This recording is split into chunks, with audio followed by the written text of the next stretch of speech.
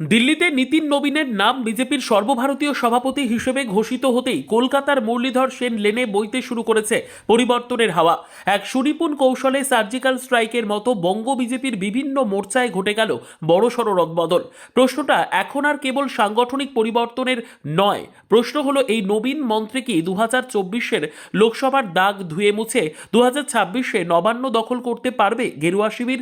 Vote বিশ্লেষকরা বলছেন বিধানসভা নির্বাচনের এখনো দেরি থাকলেও বিজেপি এবার আর শেষ মুহূর্তের জন্য অপেক্ষা করতে রাজি নয়। যুব মোর্চায় সৌমিত্র খা এবং মহিলা মোর্চায় লকেট চট্টোপাধ্যায়ের মতো লড়াকু মুখদের ইনচার্জ হিসেবে ফিরিয়ে আনা স্পষ্ট ইঙ্গিত দিয়ে দিল রাজপথের আন্দোলনের ধার বাড়াতে চাইছে দল। জ্যোতির্ময় সিং মাহাতো এবং ক্ষুদিরাম টুডুদের দায়িত্ব দেওয়া হয়েছে মূলত জঙ্গলমহল এবং উত্তরবঙ্গের আদিবাসী ভোট ব্যাংক পুনরুদ্ধারের লক্ষ্যে। সংখ্যালঘু মোর্চায় অমিতাভ রায় কিংবা কিষাণ মোর্চায় বাপি গোস্বামীকে আনা হয়েছে মূলত গ্রামীণ বাংলার সমীকরণ বদলাতে। দেখা গেল নীতিন নবীন দায়িত্ব নিয়েই প্রথম বৈঠক করেছেন বাংলার নেতাদের সঙ্গে। শ্রমিক ভট্টাচার্য, সুকান্ত মজুমদারদের কাছ থেকে বাংলার এসআইআর বা বর্তমান পরিস্থিতির রিপোর্ট নিয়েছেন তিনি। ফলে এই থেকে প্রমাণ হয় যে কেন্দ্রীয় নেতৃত্বের কাছে পশ্চিমবঙ্গ এখন পাখির চোখ। নীতিন নবীন নিজে এমন একজন সংগঠক যিনি এর আগে ছত্তিশগড় বিহারের মতো রাজ্যে বিজেপির উত্থানে বড় ভূমিকা পালন করেছেন। ফলে তার রাজনৈতিক ক্ষুরধার বুদ্ধি বাংলার গোষ্ঠীকন্দল মেটাতে কতটা কার্যকর হয় সেদিকেই অবশ্য তাকিয়ে থাকবে রাজনৈতিক মহল। প্রশ্ন উঠছে, কেবল ইনচার্জ বদলে দিলেই বিজেপির কেল্লাফতে হবে?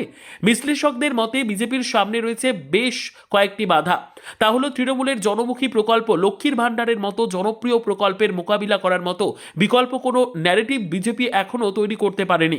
মনে করা হচ্ছে ইনচার্জ বদল হলেও নিচুতলার কর্মীদের মধ্যে সমন্বয়হীনতা এখনো বড় কাঁটা। তবে এটা ঠিক, নীতিন নবীন বাংলার রাজনীতিতে বহিরাগত হিসেবে পরিচিত। বাঙালির আবেগ ও মাটির রাজনীতির সাথে তিনি নিজেকে কতটা দ্রুত খাপ খাইয়ে নিতে পারেন সেটাই দেখার বিষয়। তবে রাজনৈতিক বিশ্লেষকরা বলছেন এই রদবদল হলো নির্বাচনী যুদ্ধের প্রস্তুতির প্রথম ধাপ। কিন্তু মনে রাখা প্রয়োজন 21-এর বিধানসভা নির্বাচনেও দিল্লি ঝাঁপিয়ে পড়েছিল, ফল মেলেনি। তবে 2026-এর লড়াইয়ে বিজেপি কিন্তু অনেক বেশি হিসেবি বলেই মনে করছে রাজনৈতিক মহল।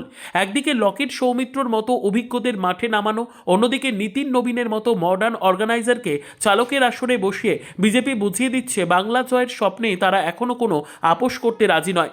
এখন দেখার এই নতুন সমীকরণ 2026-এর ভোট বাক্সে কতটা প্রতিফলন ঘটায়। Bureau report, digital news Bangla.